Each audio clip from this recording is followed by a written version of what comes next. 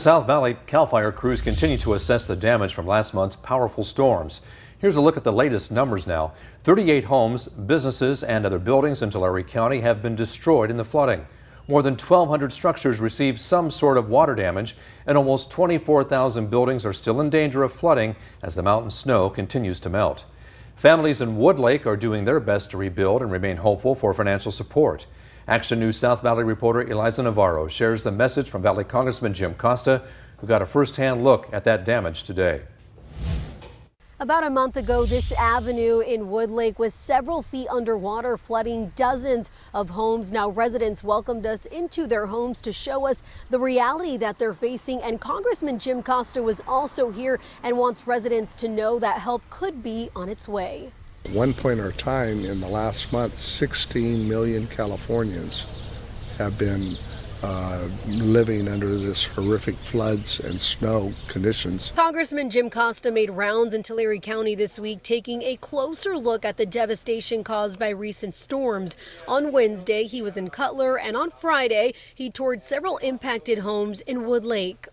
Outside of the home, it was probably a little lower to our waist.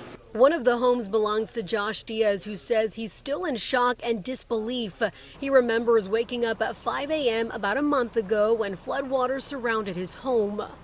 A little bit of water on the tile, muddy water, and the carpet bubbling up. It was surreal. I didn't know what to think of it.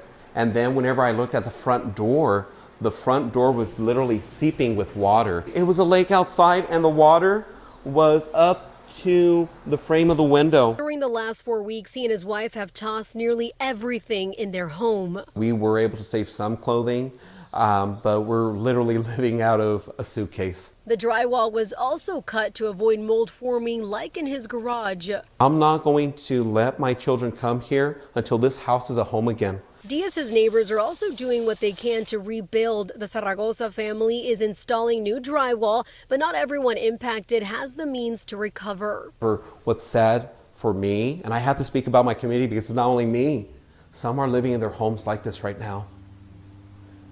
And it's sad because they're living with mold in their homes. They're living in their homes waiting for help.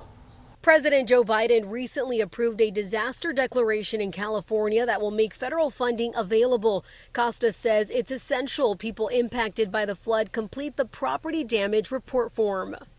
Everything possible to make sure that we can financially reimburse people for their losses. I want to invest in Woodlake, but I want Woodlake to invest in us as well.